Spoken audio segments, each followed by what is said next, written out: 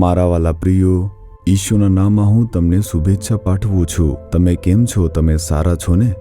આ સવારનો સમય તમારા માટે કેવો છે? શું ઘણી સમસ્યાઓ છે? શું ઘણા સંઘર્ષો છે? હું દરિયા કિનારે ઊભો છું. શું તમને મોજાઓનો અવાજ સંભળાય છે? સમસ્યાઓ મોજાની જેમ આવતી રહે છે. મોજાઓની જેમ સમસ્યાઓ એક પછી એક તે આવતી જ રહે છે. એક સમસ્યા આવીને જશે તો બીજી સમસ્યા આવશે, બીજી પછી ત્રીજી આવતી રહેશે. તમે ડરશો નહીં. તમે જુઓ, શું પરમેશ્વરે આ સમુદ્રની સીમા નક્કી કરી નથી? મોજાઓ તેને પાર કરી શકતા નથી. કોઈ પણ સમસ્યા પરમેશ્વર દ્વારા નક્કી કરેલી સીમા પાર કરીને તમને હરાવશે નહીં. તો પછી શા માટે ડરવું જોઈએ? ડરશો નહીં. સારું, આ કયો સમુદ્ર છે આમ વિચારો છો? લાલ સમુદ્ર. શું બાઇબલની અંદર રેડ સી વિશે ઉલ્લેખ નથી? ઇઝરાયેલી લોકોને મિસ્રમાંથી ગુલામીમાંથી જ્યારે પરમેશ્વર મુક્ત કરીને લાવ્યા હતા, તેઓએ આ સમુદ્રની નજીક પડાવ નાખ્યો હતો. તેઓએ અહીં જ ન નાખ્યો હતો, પરંતુ જે કીરો છે જે મિસ્રની બાજુમાં છે, તે સરહદની બાજુમાં છે, ત્યાં તેમણે પડાવ નાખ્યો હતો. ફારૂનની સેના તેમને ફરીથી ગુલામ બનાવવા માટે પીછો કરતી હતી. તેઓ ગુલામો વિના તેમના દેશમાં કોઈ કામ કરી શકશે નહીં, ખાસ કરીને બાંધકામનું કામ. તેથી તેઓ તે ગુલામોને પાછા પકડવા જાય છે. આમ વિચારીને તે પોતાની રથ સેના સાથે તેમને પકડવા ગુલામ બનાવવા જાય છે. તે દિવસોના સમયકાળમાં મિસ્રની જે ભૂમિ છે તે પ્રખ્યાત રાષ્ટ્રોમાંની એક હતી. તેનો જે રાજા છે તે ફારૂન અથવા તેનું સૈન્ય તે આવી રહ્યું છે જો ખબર પડે તો બધા ડરી જતા હતા. તે આટલું એક મજબૂત એવું સામ્રાજ્ય હતી, આટલી મોટી સેના હતી. તે બધાને લઈને ગુલામ બનાવવા આવી રહ્યો હતો. આવી સ્થિતિમાં ફારૂન પોતાની સેના ભેગી કરીને ગુલામ બનાવવા આવ્યો. એક બાજુ તો ફારૂનની સેના છે, ગુલામ બનાવવા નજીક આવે છે. બીજી બાજુ લાલ સમુદ્ર હતો. આ પાણીને કેવી રીતે પાર કરવું? ત્યાં લગભગ 30 લાખ લોકો હતા. બાઇબલમાં 6 લાખ પુરુષોનો ઉલ્લેખ કરવામાં આવ્યો છે. જો તમે સ્ત્રીઓને, બાળકોને અને વૃદ્ધોને ઉમેરો તો 30 લાખ લોકો તે આ સમુદ્ર કેવી રીતે પાર કરશે? લાલ સમુદ્રની જે પહોળાઈ છે તે લગભગ 18 કિલોમીટર છે. 18 કિલોમીટર અને તે લગભગ 100 ફૂટ ઊંડો છે. આવી સ્થિતિમાં તે લોકો ખૂબ જ ડરી ગયા હતા. તમે જુઓ, તે ડરેલા લોકો તે બંને બાજુ જોખમોમાં હતા અને બહાર નીકળવાનો તેમને કોઈ રસ્તો ન દેખાતો હતો. શું તમે પણ આવી કોઈ પરિસ્થિતિમાં છો? શું બચવાનો કોઈ રસ્તો નથી? આ બાજુ ખતરનાક છે, પેલી બાજુ ખતરનાક છે, આ બાજુ દુઃખ છે, પેલી બાજુ પણ દુઃખ થઈ રહ્યું છે. પરેશાન છો?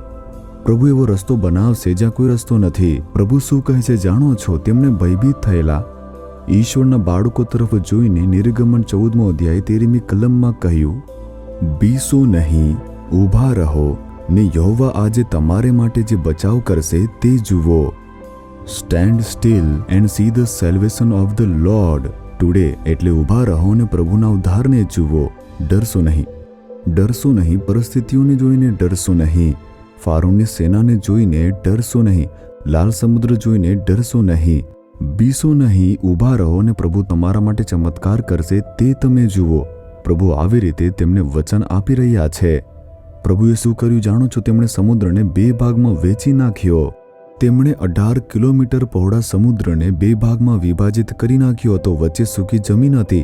જો પાણીનો થોડો ભાગ પણ હોય, પાણી ઓસરી ગયા પછી જમીન ભીની રહેશે, પણ નહીં, તે સૂકી જમીન હતી.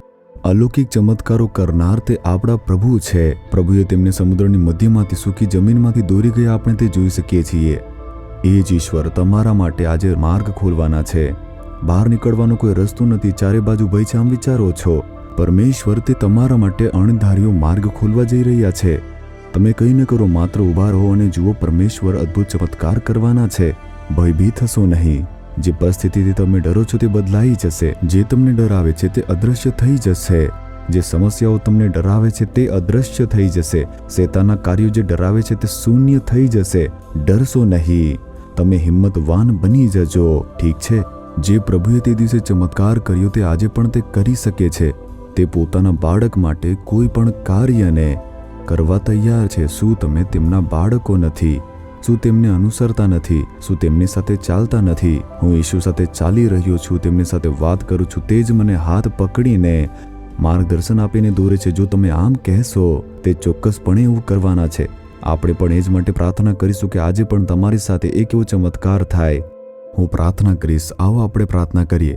તમારી સમસ્યાઓ અને બાબતો તમે પ્રભુને કહો.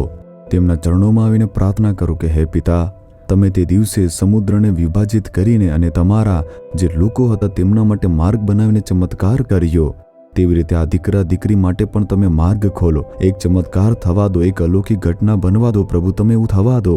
નાસરેતના ઈસુના નામમાં એક નવો માર્ગ ખોલવા દો.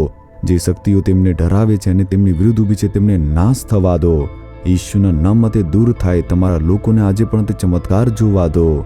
આજે પણ તે માર્ગને ખોલવા દો. આજે પણ બધું અલગ રીતે થવા દો. ચમત્કાર કરવા બદલ તમારી સ્તુતિ થાવ, સ્તુતિ થાવ. ઈસુના નામમાં પ્રાર્થના કરું છું પિતા. Amen, amen. Jesus redeems Gujarati YouTube ચેનલને સબસ્ક્રાઇબ કરો.